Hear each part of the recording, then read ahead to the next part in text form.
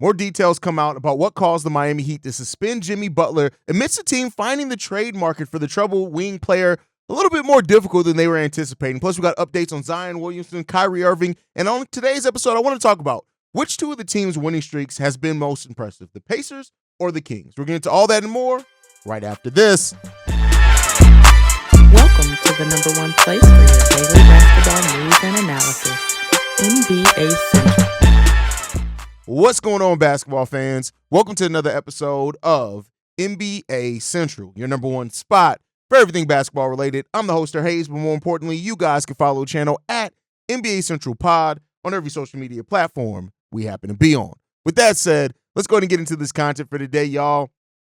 And I want to start off about the stuff coming out about Jimmy Butler. Now, I get it. It's salacious. I get it. It is what it is, right, when it comes down to it. But we have gotten details that Jimmy Butler, apparently, what caused his 7-game suspension was that Jimmy Butler skipped out on shootarounds, and he wanted to fly privately away from his Miami Heat teammates. Now, listen, we already know, and I've said it here, when Jimmy Butler's over a situation and wants to force himself out, I don't know who does it better. Is it Jimmy Butler or James Harden? I have no idea which one does it better, right? Because Jimmy Butler, once he's over a situation, it's been documented how bad it can get and how uncomfortable it can get on that team. Even as bad as Kyle Lowry, somebody who is looked at as Jimmy Butler's friend, has grown tired of Jimmy Butler's antics. And this is just grown. Apparently, this has been going on behind the scenes more than even what we knew for a while before it ended up coming out.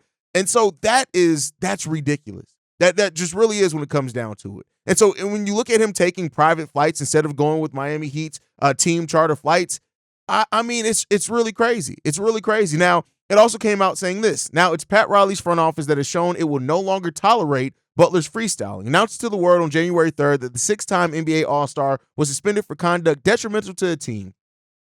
Among Butler's transgressions, this comes from Jake L. Fisher. According to the league sources, have been multiple instances of Butler skipping out on morning shoot-arounds altogether and insisting on private flights separate from Miami's team charter.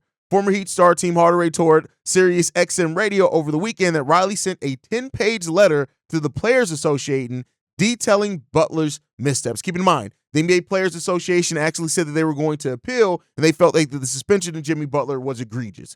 So now it comes down to it, right? That Jimmy Butler is set to make his return soon, right? When it comes down to it.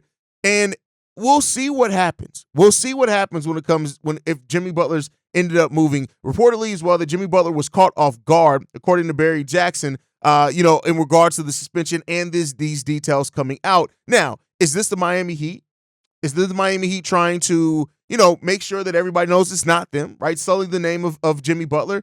Now, that could absolutely affect their ability to move Jimmy Butler, I would think, right? And, he's talked about it's about accountability, said Tim Hardaway Jr. And I think Jimmy Butler does need to be held accountable for his actions. Make no mistake, if Jimmy Butler wants out of Miami, there's nothing wrong with that. If he wants to go to another team, there's nothing wrong with that. But it's how you go about it, right? And if Jimmy Butler is causing a huge distraction to his teammates around him to the point to where teammates that once supported Jimmy Butler even throughout all of this, I don't know how much longer that's going to be able to go. And so that's something that the NBA Players Association, everybody's going to be looking at. But Jimmy Butler is making a shit show of this. And we knew that was going to be the case. And now, what we're hearing as well, that the most likely scenario is that Jimmy Butler is going to just stay in Miami Heat. Even going so much as to say, Mark Stein over the weekend, that it's expected that one of the possible outcomes is that Jimmy Butler not only stays with the Miami Heat, he ends up picking up his $56 million player option for next season, right? And so keep in mind, this is also a Miami Heat team that's actually been winning more while this has been going on, right? They've been fighting through that. So Jimmy got to look at himself and ask himself, his team is 6-4 in their last 10. They won 3 games in a row without Jimmy Butler. Like, what does Jimmy really want, right? And what's the best way to get there? Jimmy wants everything that he wants. He wants to go to another team. He wants to maintain his ability to opt out in the offseason and all those things. And to some degree, those things are his right. But the way he's going about it is just silly. And what Jimmy Butler did earlier in his career with like Minnesota, even with Philly, like that when you're a younger player, all right, some of that should be behind you. But the way that he's handling it now, and keep in mind, I'm a Jimmy Butler fan. I like Jimmy Butler as a player. I look at what Jimmy Butler has done over the course of his career, just how he worked himself up, being the 30th overall pick to what he ended up turning into, right? But these type of antics are just silly. They're childish. And I'm going to be frank here. They're downright fucking stupid. It's stupid, right? Handle your business. Handle your business. I guess we'll see what ends up coming out of that, man. But overall, it's a little rough. It's a little rough. But from one suspended player to another one that came back from their suspension, that's Zion Williamson, which the Pelicans got a win in Zion's return, right? And Zion broke his silence and it said this. This is my job, and they're holding me accountable. All I can do is be better. Actions have consequences, and that was my consequence. Now, they did beat the Boston Celtics 120-119, which is, a good that the Pelicans were able to do that. The Pelican season is still in the goddamn toilet, right? CJ McCollum even came out and said, I just think he's taking strides in the right direction. I think it's just more about asserting yourself and applying yourself each day. We know it needs to be done day by day basis in order to be successful. We know that winning habits look like and what it takes, what types of habits aren't necessarily built towards success. Now, Zion's situation is one of the situations everybody's watching around the NBA, right? Because if the Pelicans, who do have that nuclear option of opting out of Zion's deal at the end of during every summer, if they decide to do that, not to say that teams won't bite. Like, teams will absolutely give Zion a chance because of the talent that he is when he's on the basketball court, but he's not going to get paid nearly what the contract he's on right now.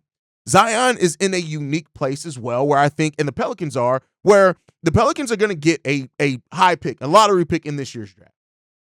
And with all the talent coming in this draft, this could be a nice influx of talent and a thing where the Pelicans can look now at building around a different player if they get the right player and having Zion as a complementary piece to that. I use complementary, maybe too strong of a word, but it is what it is when it comes down to it, right? Now, not to say that the Pelicans still can't remain open to shopping and moving Zion Williamson so they can get something back rather than just opt out of his deal, but Zion's basketball future is in his hands right now.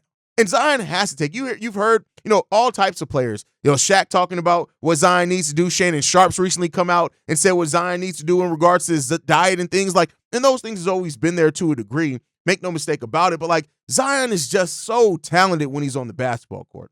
Still a flawed player, right? But he was one of those players that had the opportunity via how dominant he was physically to live up to all the pre-draft hype around Zion Williamson. And where his career has gone has just been between off the court antics, not being able to stay on the court when he, outside of that.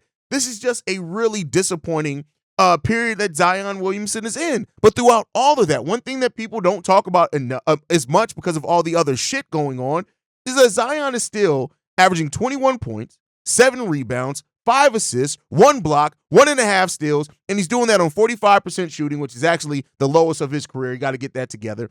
And so, Zion is still a talent and a force in this league, possibly. Zion just has to take it serious. And that just is what it is. He just has to take it seriously. And I'm sure the Pelicans hope that they would, because if he does, right, if Zion could stay out, he played 70 games last season, only 8 games so far this season, right? So he's not going to reach that height. But if Zion can stay relatively healthy and play well and dig in and take his conditioning well, we know the career that Zion Williamson can have, even if it is plagued with injuries. It's up to the Pelicans then to building a team around where you're still good enough even when Zion's down. But it's the ton of questions that always exist with Zion, and it's just frustrating. And hopefully Zion at some point gets the wake-up call that he needs, because it seems like everybody is trying to give him this wake-up call, and he just hasn't quite accepted it yet. Now, with that as well is that Herb Jones got diagnosed with a torn labrum, unfortunately, and this is going to keep him out for quite a while. And the Pelicans, who have already been a team, I would ask who needs to step up for the Pelicans, but I mean, with the team and the record that they have, it doesn't matter who steps up. I don't know if they can really save their season. I don't even know if they want to, with them having the chance to have a lottery pick this year, right? And so because of that, the Pelicans sit in a place right now where the evaluation, the next step for them, where they take their roster going forward to the next step, is going to be hugely important for whatever comes next. And hopefully that they can figure it out, man, because the Pelicans have talent on this team. And then even if they do decide to trade, like we heard earlier that they're willing to trade and entertain trades on most of their roster, you still have the chance to add a top 10 pick. You got Trey Murphy there. You got Herb Jones when he's healthy. I think even if you keep DeJounte Murray, he can really do anything with anybody, right? There's all these things going on. Pelicans just got to decide a path.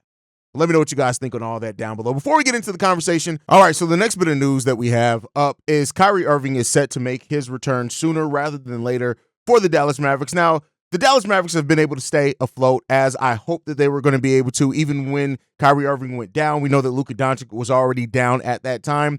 They have gone 3-7 in their last 10, but they are still at the 5th seed. And that's the most important thing for the Dallas Mavericks here, is that while Luka's out, they have to stay above the play-in. I just think that that's just what you want to do now with teams, like the Sacramento Kings and and the Clippers and stuff like that. There's a chance of that not happening, but I think overall, you just want to, if you're the Mavericks, you just want to make sure that you're going to stay above that play-in area, because again, while I know a lot of teams can make it out the play-in, right, and you have teams that are favored and things like that, you just don't want to put yourself in a position where it's a one. If you lose, you're out, right? If you can avoid that, that's what you want to do. And that's what the Mavericks are trying to do here, right? So, Jason Kidd's already talking about having him back and him being the quarterback for that team and things like that. So you want those things to happen. The Mavericks, who have a ton of depth, I really like the Dallas Mavericks' depth this season. And I think as long as you can keep that going, that's going to be a really important thing. Now, we'll see how the Mavericks can stay afloat. Again, 3-7 in their last 10, but getting Kyrie Irving could be the shot in the arm that team needs, right? But out of the side of that, let's get into the main thing that I want to talk about today. You got the two hottest teams right now in the NBA per their win streak, especially after the OKC Thunder lost last week to the Cavs. In the Cavs turnaround, they lost to actually one of the teams we're going to talk about. The Pacers and the Kings are riding a 7 and a 6 game win streak, respectively. 7 for the Sacramento Kings, 6 for the Indiana Pacers. And the Pacers and the Kings are both teams that, coming into where their season ended last year and the expectations around those teams, there's no real doubt about it that they kind of disappointed to a degree, right? But now you're getting this team these teams that are starting to get back to what their kind of preseason predictions were for these teams. The Pacers have worked themselves all the way back up to 5th in the Eastern Conference. The Sacramento Kings found themselves at 9th in the Western Conference, and they found themselves in the lottery. They were outside the play-in for a little while there, right? So these win streaks have definitely helped these teams fix it. But the question I have here is, who's had the more impressive win streak? Now, when you look at the last 5 games for the Indiana Pacers, right? Second in net rating at 15. They are 5th in offensive rating over the last 5 games at 120.2. And they're surprisingly 2nd in defensive rating at 105. Again, league average defensive rating is looked at as 110, right? 7th in true shooting percentage, 8th in effective field goal shooting percentage, 3rd in fewest turnovers per game, and 10th in rebounding. That's really solidly, specifically looking at the Pacers, that defensive rating. Right now, I don't know if that's maintainable for that team at all. I don't think it is. But even if you go to the last 10 games where they've been 17th in defensive rating and 5th in offensive rating, I think that's really good for that team, right? They are so good offensively when they're on. And we know that Tyrese Halliburton has an injury thing going on, some concerns there. But they're so good when they're on offensively that if they can just stay around the middle of the pack, even a little bit below defensively, I think that they can continue winning at a high rate in that Eastern Conference. Now, you flip that and look at the Sacramento Kings. Over the last 5 games, the Kings have the 3rd best net rating at 12.2, the 3rd best offensive rating at 121.7, and the 5th best defensive rating of 109. They're 4th in rebounding, 2nd in turnovers per game, 10th in assists, and even when you flip that and look at the last 10 games for them, 9th in net rating, 8th in offensive rating, 12th in defensive rating as well, 20th in true shooting percentage. I actually expect that to get better. While I expect their defense maybe to get a little bit worse. They're 2nd in rebounding over that time, 4th in turnovers. Both these teams are doing it with not turning over the ball, being really good offensively, and being solid and sound defensively over the last handful of games over these win streaks. Now, when you're talking about which win streak is more impressive, you got to look at who they beat, right? That's a big part in this. When you look at the Indiana Pacers and who they've beaten over this stretch of time since they've been on this win streak, you have the Philadelphia 76ers, the New Orleans Pelicans, that's wrong. I started too early. You have the Miami Heat, the Phoenix Suns, the Brooklyn Nets, the Chicago Bulls, the Golden State Warriors, and the Cleveland Cavaliers. That Cleveland Cavaliers game is probably the most important game. Not probably. It's the most it's the most impressive win that they have in that whole entire schedule by far. It's the Cleveland Cavaliers. They're that damn good this season. Let me put some respect on their name, as it's said. And then you flip that and look at the Kings, right? Over this time, they've beaten Dallas, they've beaten Philly, they've beaten Memphis, Golden State, Miami, Boston, and then the last win against Chicago. And so when you look at the schedules, both these teams have faced off against solid teams to bad teams to teams that maybe are a little disappointing so far in the season, and you're still trying to figure out exactly where those teams are going to be when it's all said and done. But all those things are there for these teams, right? And the things that I like about both these teams, like I said, is the fact that it's, for the Kings especially, their offense has always been one of the more efficient offenses in the league, even while they were losing. Now that they've kicked it up after the firing of Mike Brown, Doug Christie's come in. I mean, you look at it, the overall on the season, the Sacramento Kings have the 8th best offensive rating in the league, right? So as this continues for the Kings as well, that they have, that they're going to have, as long as they keep that offensive efficiency up, I think, and stay healthy, I think that they can keep winning. Now, as far as the most impressive, I'm going to let you guys argue over that. The question also that I want to throw in is, which one of these teams can go further? I think that's an important part in this as well. Who can go further? And you look at it, of course, you want to give it to the Pacers. They're in the Eastern Conference. It's the easier conference by far. They're up to 5th, but all 4 of those teams above them, I don't know if the Pacers can really go any higher than that. Yeah, the Orlando Magic have had injuries. Paolo's back, right? You got the New York Knicks, the Boston Celtics, and the Cleveland Cavaliers above them. I don't know. Maybe they can catch the Orlando Magic, but that's really determined by how good they are once Franz comes back as well. I can see them easily staying above it. But for the Pacers, they just need to avoid the play-in, right? Have the Milwaukee Bucks, who have been playing better, 5-5 in their last 10. They've actually got some questions going on there. You got the Miami Heat that I don't know what's going to happen with the Heat. Like, they're winning right now. The Jimmy situation leaves so much to be determined on how it's going to work out for them. But again, we'll see how that works out. So you have those things going on, right? But then you look at the Sacramento Kings in the West. They're 9th right now in the West with the Phoenix Suns, who are 5-5 in their last 10. They're on a 3-game winning streak, though. They would have already passed the Sacramento Kings if they weren't winning at the rate that they were, winning 7 games in a row. The Golden State Warriors are always a sleeper to get there. And then the San Antonio Spurs also are a team to watch. If they make a move and add somebody to this team at the deadline, I could see them competing for a play-in spot for sure. Now, I'm not saying that the Spurs are going to. They can keep going the path they're on, and they'll be fine in the long run. So that's what you're looking at now for these two teams. And the Pacers, of course, in the East, you always like to give it to the East as long as you can keep winning at a higher rate, you can go further, you can climb up that ladder faster in that Eastern Conference. And that's what the Pacers are probably betting on. But I think overall, this is just a really good experiment and lesson in the fact that early season struggles do not necessarily mean that that's going to maintain for the whole season. You can make it out of early season struggles. Both these teams were disappointing. Like I said, per what you kind of expected coming into the season, and they've slowly but surely worked themselves back up to being where they need to be, being where people expected them to be, competing, playing really good basketball. And when you look at it, rather than say whose streak is better or worse, which one is more sustainable? I think that is a really good question in this. And I'll say this. I think that the Kings actually have the more sustainable way to win because of what they did last year. They had that curve to get over, learning how to play with DeMar DeRozan. We all know that that's a thing because of the way that DeMar plays. Kind of got to learn to play with him. The Kings, Sabonis, Fox, DeMar, all averaging right around the same points per game, all 20. There's like a 0.3 difference between all those guys. And so they're playing really well together. They're finding their balance. You got Keegan Murray playing really good for them as well, right? Malik Monk, we already know what he can be and what he has been at times for that team. And this isn't to knock the Pacers. I think the Pacers are a really solid basketball team, right? But I think that the Pacers, I don't know. I could see a team in the first round beating the Pacers regardless of where they sit. And not to say that I can't see a team beating the Kings in the first round as well, but I would not be surprised if the Kings actually upset a team that's higher seated by them, depending on how that matchup shakes out and how well the coaching continues to go for them as well. That's the way that I look at it, and we'll see what happens, man. I think overall, both these teams bring their own excitement, their own level of just as a basketball fan, appreciate watching these guys play basketball, and we'll see how it continues to go, man.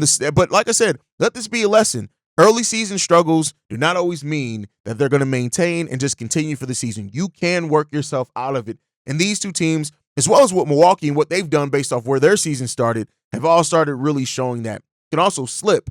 So see what teams maybe that we talk about are slipping heading into the remainder of the second half of the season.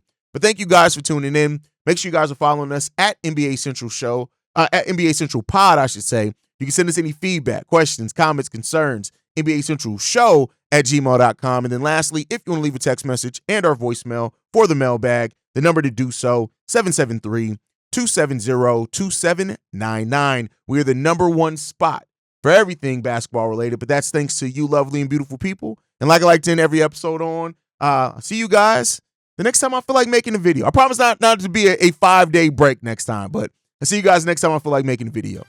Peace, y'all. This has been a presentation of the Breaks Media.